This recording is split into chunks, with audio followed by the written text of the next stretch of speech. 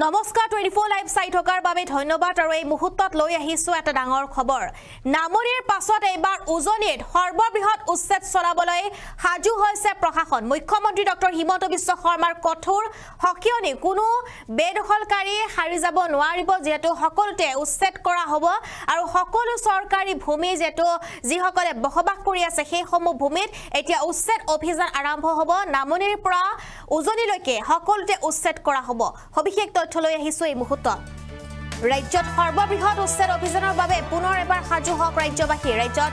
29 লাখ বিঘা ভূমিত আছে বেদখলকাৰী ধুবুৰী গোৱালপাৰা বৰক্ষেত্ৰৰ পিছত এইবাৰ উৰিয়াম ঘাটত চলিব উচ্ছেদ অভিযান নো কম্প্ৰমাইজ নীতিৰে চলিব চৰকাৰৰ বুলডোজাৰ আৰু অবৈধ দখলকাৰীক শেষ হকিয়নি দিলে মুখ্যমন্ত্ৰী ডক্টৰ হিমন্ত বিশ্ব শৰ্মাই বুলডোজাৰৰ শব্দত কপি উঠিব উজনি অসম ৰাজ্যৰ কোনো এটা স্থানতে বেদখল চলিবলৈ নিদিয়াৰ ইংগিত দিয়া হৈছিল পৰ্যায়ক্ৰমে ৰাজ্যৰ সকলো অবৈধ বসস্থলীতে এতিয়া চলিব উচ্ছেদ উজনি অসমত গোলাঘাটৰ পৰাই আৰম্ভ হ'ব এই উচ্ছেদ অভিযান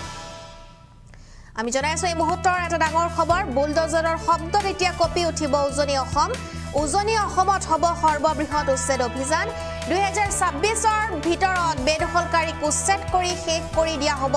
আৰু এই কথা ঘোষণা কৰিছে মুখ্যমন্ত্ৰী ডক্টৰ হিমন্ত বিশ্ব শৰ্মাই নামনি অসমৰ পিছত এইবাৰ উজনি অসম কপাব বুলডোজাৰে উজনি অসম কপাবলৈ সাজু হৈছে এতিয়া প্ৰশাসন ডাঙৰ ঘোষণা কৰিছে মুখ্যমন্ত্ৰী ডক্টৰ হিমন্ত বিশ্ব শৰ্মাই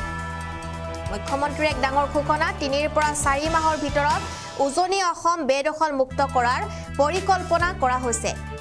আৰু 29 লাখ বিঘা মাটি এতিয়াও বেদখলকাৰীৰ কবলত পৰি আছে 29 লাখ বিঘা মাটি এতিয়াও বেদখলৰ কবলত উজনি অসমৰ প্ৰতিখন জিলাতে আৰম্ভ হ'ব উচ্ছেদ অভিযান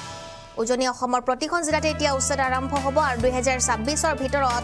অসম বেদখল মুক্ত কৰাৰ ইংগিত মুখ্যমন্ত্ৰী ডক্টৰ হিমন্ত বিশ্ব শৰ্মাৰ বেদখল হৈ থকা প্ৰতিটো অঞ্চলত চৰকাৰৰ তীক্ষ্ণ নজৰ চৰকাৰৰ আৰু উজনি অসমত হ'ব এতিয়া সৰ্ববৃহৎ উচ্ছেদ অভিযান এই অভিযানৰ বাবে এতিয়া সাজু হৈছে চৰকাৰ তথা প্ৰশাসন বুলডোজাৰৰ শব্দত কপি উঠিব উজনি অসম আৰু মুখ্যমন্ত্ৰীগৰাকীয়ে উল্লেখ কৰিছে যে এই উচ্ছেদ অভিযান চলিয়ে থাকিব এই উচ্ছেদ অভিযান নৰখে এই উচ্ছেদ অভিযান অব্যাহত ৰাখিব যিসমূহ বেদখলকাৰী আছে বা বেদখল কৰা স্থান আছে সেই সমূহ স্থানত এনেদৰে উচ্ছেদ হ'ব কিয়নো বহুতো লোকে বেদখল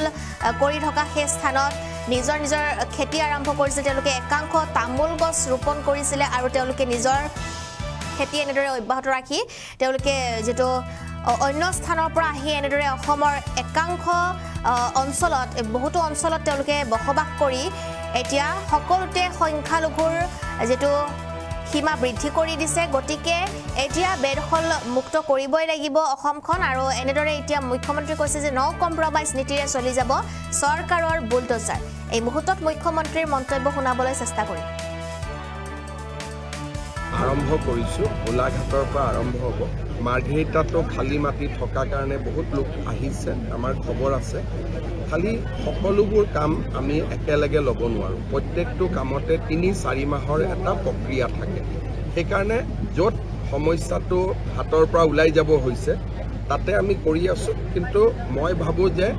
এটা সময়ত আমি গোটেইখিনি মাটি উচ্ছেদৰ জৰিয়তে হওক বা আন ব্যৱস্থাৰ জৰিয়তে হওক আমি আমাৰ মাটিখিনি আমি উদ্ধাৰ কৰিব পাৰিম খালি অলপ সহায়ও লাগিব আৰু ধৈৰ্যও লাগিব কাৰণ এটাৰ পিছত এটাকৈ কৰি গৈ থাকিব লাগিব মই যোৱাকালিও দৰঙত কৈছিলো যে 1 লাখ আমি 29,000 বিঘা মাটি আমি বেদখলৰ পৰা মুক্ত কৰিছো কিন্তু অসমত 29 লাখ বিঘা মাটি বেদখলকাৰীৰ হাতত আছে এইটো এটা বহুত ডাঙৰ অংক মানুহে ক'ব নোৱাৰোতে লাহে লাহে লওঁতে বহুত ডাঙৰ এটা হিচাপ লাহে লাহে আমি কৰি গৈ থাকিব লাগিব আমি আৰম্ভ কৰিছো গোলাঘাটৰ পৰা আৰম্ভ হ'ব মাৰ্ঘেৰিটাতো খালি মাটি থকা কাৰণে বহুত লোক আহিছে আমাৰ খবৰ আছে খালি সকলোবোৰ কাম আমি একেলগে ল'ব নোৱাৰো প্ৰত্যেকটো কামতে 3-4 মাহৰ এটা প্ৰক্ৰিয়া থাকে সেইকাৰণে য'ত সমস্যাটো হাতৰ পৰা ওলাই যাব হৈছে তাতে আমি কৰি আছো কিন্তু মই ভাবো যে এটা সময়ত আমি গোটেইখিনি মাটি উচ্ছেদৰ জৰিয়তে হওক বা আন ব্যৱস্থাৰ জৰিয়তে হওক আমি আমাৰ মাটিখিনি আমি উদ্ধাৰ কৰিব পাৰিম খালি অলপ সহায়ও লাগিব আৰু ধৈৰ্যও লাগিব কাৰণ এটাৰ পিছত এটাকৈ কৰি গৈ থাকিব লাগিব মই যোৱাকালিও দৰঙত কৈছিলোঁ যে 1 লাখ আমি 29,000 বিঘা মাটি আমি বেদখলৰ পৰা মুক্ত কৰিছোঁ কিন্তু অসমত 29 লাখ বিঘা মাটি বেদখলকাৰীৰ হাতত আছে এইটো এটা বহুত ডাঙৰ অংক মানুহে ক'ব নোৱাৰোতে লাহে লাহে লওঁতে বহুত ডাঙৰ এটা হিচাপ লাহে লাহে আমি কৰি গৈ থাকিব লাগিব আমি আৰম্ভ কৰিছোঁ গোলাঘাটৰ পৰা আৰম্ভ হ'ব মাৰ্ঘেৰিটাতো খালী মাটি থকাৰ কাৰণে বহুত লোক আহিছে আমাৰ খবৰ আছে খালি সকলোবোৰ কাম আমি একেলগে ল'ব নোৱাৰোঁ প্ৰত্যেকটো কামতে 3-4 মাহৰ এটা প্ৰক্ৰিয়া থাকে সেইকাৰণে য'ত সমস্যাটো হাতৰ পৰা ওলাই যাব হৈছে তাতে আমি কৰি আছোঁ কিন্তু মই ভাবোঁ যে এটা সময়ত আমি গোটেইখিনি মাটি উচ্ছেদৰ জৰিয়তে হওক বা আন ব্যৱস্থাৰ জৰিয়তে হওক আমি আমাৰ মাটিখিনি আমি উদ্ধাৰ কৰিব পাৰিম খালি অলপ সহায়ো লাগিব আৰু ধৈৰ্যও লাগিব কাৰণ এটাৰ পিছত এটাকৈ কৰি গৈ থাকিব লাগিব মই যোৱাকালিও দৰঙত কৈছিলোঁ যে 1 লাখ আমি 29,000 বিঘা মাটি আমি বেদখলৰ পৰা মুক্ত কৰিছোঁ কিন্তু অসমত 29 লাখ বিঘা মাটি বেদখলকাৰীৰ হাতত আছে এইটো এটা বহুত ডাঙৰ অংক মানুহে ক'ব নোৱাৰোতে লাহে লাহে লওঁতে বহুত ডাঙৰ এটা হিচাপ লাহে লাহে আমি কৰি গৈ থাকিব